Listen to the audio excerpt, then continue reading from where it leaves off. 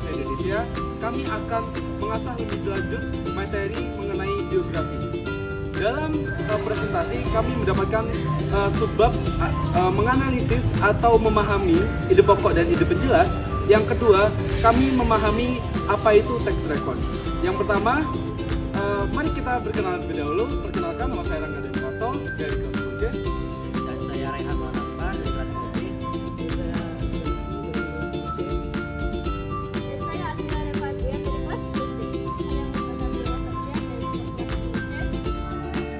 Yuk kita simak bareng-bareng, kita pergi. 3. Nah, kami sudah di kelas di sini.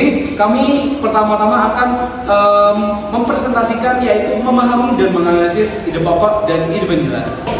Ide pokok merupakan inti atau gagasan utama dari suatu paragraf, yaitu bersifat umum dan dia bisa terletak pada bagian awal, tengah, atau akhir paragraf. Sekarang, ide penjelas akan dijelaskan oleh paragraf. Oke.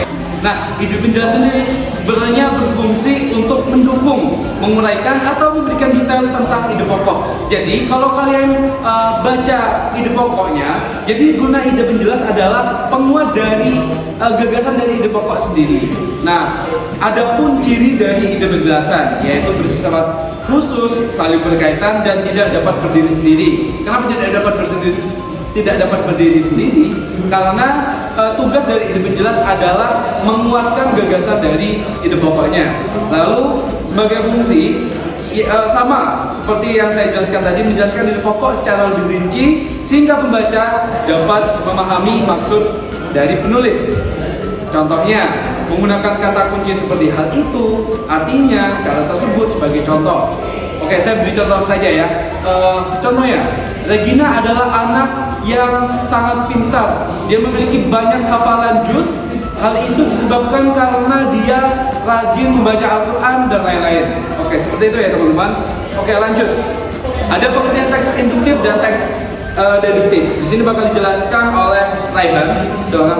Pengertian teks induktif dan teks deduktif. Paragraf deduktif dan induktif adalah dua jenis paragraf yang dibedakan berdasarkan letak gagasan utamanya. Paragraf deduktif, gagasan utamanya berada di awal paragraf, sedangkan paragraf induktif, gagasan utamanya berada di akhir paragraf. Oke, di sini bakal ada contoh dan analisis paragraf. Ini bakal dibacakan oleh Reva. Silakan Reva. Paragraf yang dibaca. Soekarno adalah tokoh penting dalam pembentukan pemerintahan Indonesia. Beliau dikenal sebagai proklamator yang membacakan teks proklamasi pada 17 Agustus 1945. Selain itu, Soekarno juga merupakan seorang orator ulung yang mampu membangkitkan semangat rakyat. Pemikirannya tentang Pancasila menjadi fondasi dasar negara Indonesia. Oke, jadi setelah kita membaca paragraf tersebut dan memahaminya, kita akan melakukan analisis. Jadi ide pokok pada paragraf tersebut yang sudah saya highlight warna kuning. Soekarno adalah tokoh penting dalam perjuangan kemerdekaan Indonesia, adalah sebagai rangkuman atau gagasan umum dari paragraf tersebut. Sedangkan di bawahnya yang sudah saya highlight warna biru, ide penjelasnya, beliau dikenal sebagai proklamator, merupakan contoh hal penting Soekarno. Dan poin kedua, selain itu Soekarno juga orator ulung, merupakan menjelaskan kemampuan beliau dalam hal berpidato. Dan juga poin ketiga, pemikiran tentang Pancasila menimbulkan kontribusi beliau yang mencetak. Contoh dan analisis paragraf induktif yang akan dibaca oleh Dika. Oke, di sini Dika bakal bacain paragraf yang paragrafnya tuh sifatnya induktif. Apakah benar? Kalau induktif tuh ide pokoknya ada di akhir. Silakan dibaca paragraf pertamanya.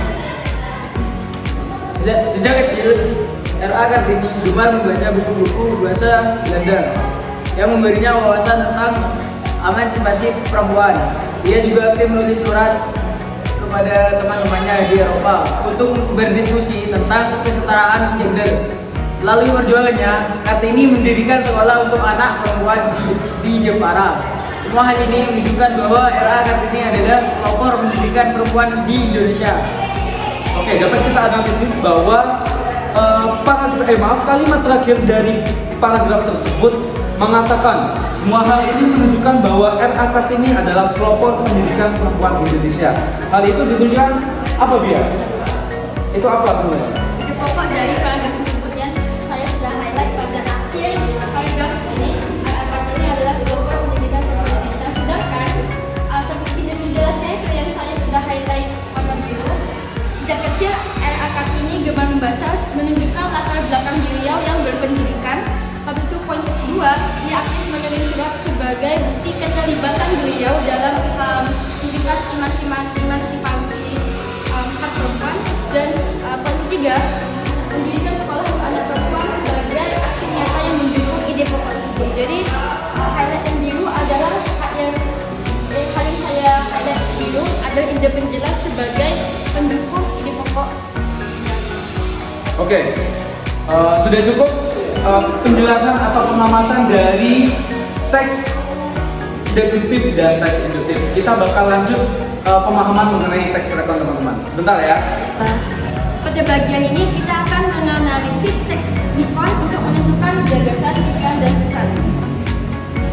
Pada bagian rekon, Rangga akan menjelaskan apa itu teks rekon. Oke, kami bakal menjelaskan wawasan atau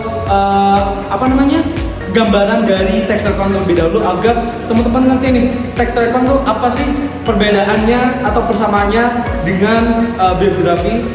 Di sini teks rekon yaitu menceritakan kembali suatu peristiwa atau kejadian, bisa sejarah, pengalaman pribadi atau sosial dengan tujuan merekonstruksi fakta atau menyampaikan pembelajaran. Contohnya seperti rekonstruksi peristiwa Bandung Lautan Api, pengalaman menghadapi bencana alam atau kisah perjuangan komunitas. Oke, di sini bakal lanjut mengenai gambaran dari biografi ya, agar teman-teman dapat memahami perbedaannya. Silakan dibacakan oleh Rayhan. Teks biografi menceritakan kehidupan seseorang atau tokoh secara detail, mulai dari latar belakang, perjalanan hidup, prestasi, hingga nilai-nilai yang bisa diambil. Contohnya adalah biografi B.J. Habibie, RA Kartini, atau tokoh inspiratif lainnya. Oke, teman-teman sudah tahu nih gambaran dari teks rekon dan teks biografi. Di sini Reva dan Dika bakal menjelaskan nih perbedaan dari teks biografi dan teks rekon. Mungkin Reva bisa bacakan teks biografinya, kalau Dika bacakan teks rekonnya. Jadi setelah kamu membaca, dia membaca gitu. Oke, silakan. Aspek perbedaannya teks biografi dan teks rekon. Dalam fokus perbedaan individu buku. Kalau teks rekon Teks apa? rekon itu adalah perbedaannya daripada teks biografi ialah di peristiwa atau kejadian. Dan tujuan pada teks biografi ialah menginspirasi lewat kisah hidup tokoh. Dan kalau teks rekon mengkonstruksi fakta atau pembelajaran peristiwa. Berikutnya, untuk sifat teks biografi ialah subjektif tergantung sudut pandang penulis. Dan kalau rekon tergantung lebih objektif kepada fakta peristiwa. Dan tujuan teks biografi ialah biografi Khairil Anwar. Misalkan contohnya menjelaskan perjuangannya dalam dunia sastra. Dan untuk teks rekon yaitu contohnya seperti tsunami Aceh, menggambarkan kronologi dampak dan upaya pekerjaan. Oke, tadi sudah dijelaskan oleh Reva dan Dika mengenai perbedaan-perbedaan dari teks biografi dan teks rekon. Tadi ada fokusnya di mana, tujuannya di mana, sifatnya di mana, tujuannya di mana. Karena ternyata mereka ini beda, teman-teman. Oke, sudah tahu ya perbedaannya. Kita bakal mencari tahu struktur dari teks biografi. Mungkin dibaca secara singkat saja oleh Nadia, apa intinya saja. Struktur dari teks biografi adalah pertama orientasi, pengenalan terhadap tokoh atau individu yang menjadi fokus dalam teks. Contohnya RA Kartini. Setelah itu ada masalah, yaitu konflik, tantangan, dan pencapaian beliau, tokoh tersebut, dan reorientasi, penutupan yang berisi pandangan penulis mengenai tokoh atau individu tersebut. Oke, udah tahu ya. Sekarang lanjut mengenai struktur dari teks rekon. Bisa dibacakan Raihan. Hanya ada 3.